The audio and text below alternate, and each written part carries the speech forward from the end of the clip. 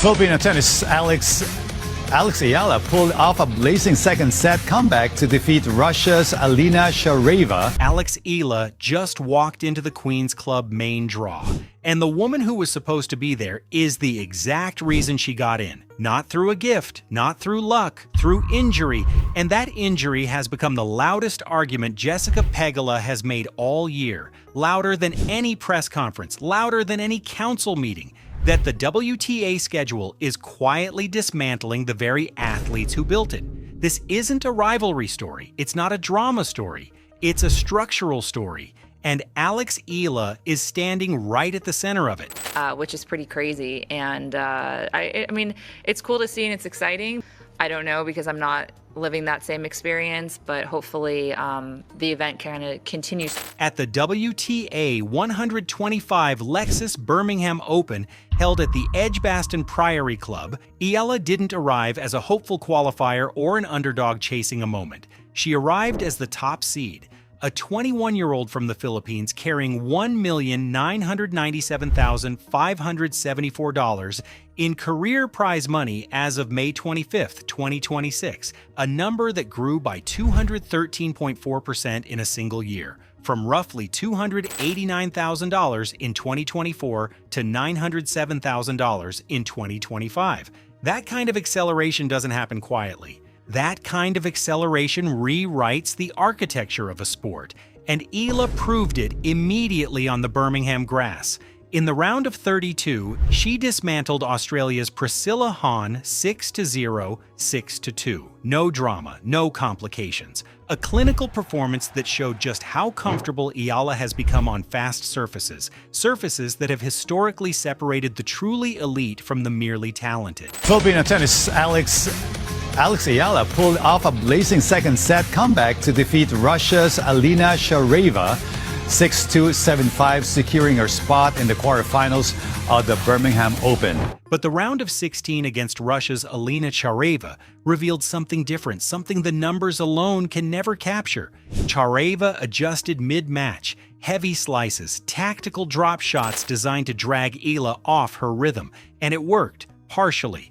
Eala had taken the first set 6-2 with authority, but suddenly she found herself trailing 2-5 in the second. The match tilted, the crowd sensed it, and then right in the middle of a critical moment, something completely unexpected happened, something that had nothing to do with either player. A ball kid ran onto the court during Eala's smash winner attempt. The point had to be replayed. That's the kind of disruption that breaks concentration. That's the kind of moment that ends momentum. But Eala won 5 consecutive games from that point.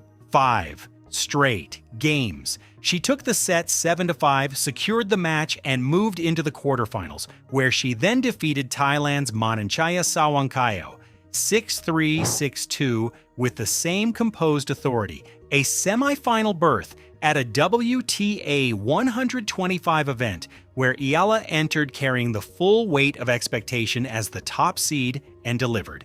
But this is where things shifted, because while Eala was competing in Birmingham, something much larger was being set in motion. The WTA 500 HSBC Championships at Queen's Club, London, scheduled June 8th through 14th, 2026, one of the most prestigious grass court events on the women's tour. Jessica Pegula had been announced as one of the top seeds. Pegula came into the grass court swing with real momentum. She'd won her 10th career WTA title in Dubai, defeating Elina Svitolina 6-2, 6-4, and then defended her Charleston title on clay. 2 titles, different surfaces, back-to-back. The kind of form that marks a player operating at the very top of their game. And then the tour came for her. Pegula withdrew from Queen's Club due to injury. Hailey Baptiste withdrew as well. The main draw was restructured, and Eala, who had originally been scheduled to play qualifying, was promoted directly into the Queen's Club main draw. The draw Pegula vacated now features 23-time Grand Slam champion Serena Williams, making a highly anticipated return to competition as a wild card. And standing alongside Williams in a field built for prestige is Alex Eala. But to understand how significant this moment actually is, you have to understand what Pegula has been fighting for and what that fight has already cost her. On February 17, 2026, WTA chair Valerie Camillo announced the creation of a 13-member Tour Architecture Council. Pegula was named its chair.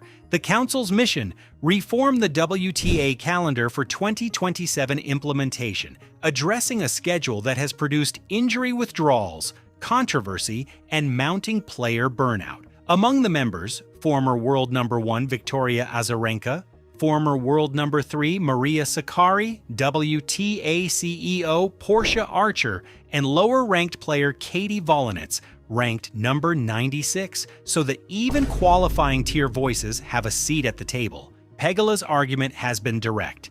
The offseason is too short, recovery time is insufficient. The mandatory tournament load forces players into a cycle where they have to sacrifice events just to protect their own bodies, and the financial stakes of that sacrifice are enormous, because despite the revenues the Grand Slams generate, players are actually seeing a shrinking share. In May 2026, Pegula and the Player Council issued a formal protest. The French Open was allocating under 14.9% of its total revenue to player prize money, down from 15.5% in 2024, even as the tournament's overall revenue grew. Regular ATP and WTA Tour events operate under a standard 22% payout model. In the NFL and NHL, athletes receive around 50% of league revenues. The contrast isn't abstract. For a lower-ranked player, it's the difference between being able to fund travel and coaching or not. Pegula built this case carefully. She made it publicly. And then the schedule, the exact same schedule she chairs a council to fix, withdrew her from Queen's Club before she played a single match. That's not coincidence. That's the argument made visible. But there's another layer to this story, and it's one that digital media has consistently gotten wrong. Clickbait platforms on Facebook and YouTube have built a narrative where Pegula is either personally attacking Eala or personally defending her against the WTA. Videos with titles like the one that may have brought you here frame Pegula's institutional criticisms as interpersonal warfare. The documented record tells a different story. When Pegula criticized the WTA for placing Eala on outer court 6 at the Australian Open on January 19, 2026, the day the tournament set a historic single-day attendance record of 101,696 spectators, she wasn't attacking Eala. She was pointing out a failure of planning. The overcrowding on court 6 was severe enough that security personnel had to physically escort Eala through the crowd. Novak Djokovic said the same thing, noting organizers should have anticipated the demand and moved Eala to a larger court. Pegula agreed completely. What happened at the 2026 Miami Open round of 16 was different, and it's documented precisely. After winning the first set in a tiebreak, Pegula accused Eala of receiving illegal coaching signals from a man in a dark polo shirt wearing a headset behind Eala's bench. Eala denied it, saying she was looking at the stadium video screen. A tournament supervisor reviewed the broadcast camera feeds. It took 10 minutes. The investigation cleared Eala. The individual was identified as a tournament staff member coordinating with the broadcast crew. Eala won the match 6-7, 6-4, 6-2. The post-match handshake was brief and cold.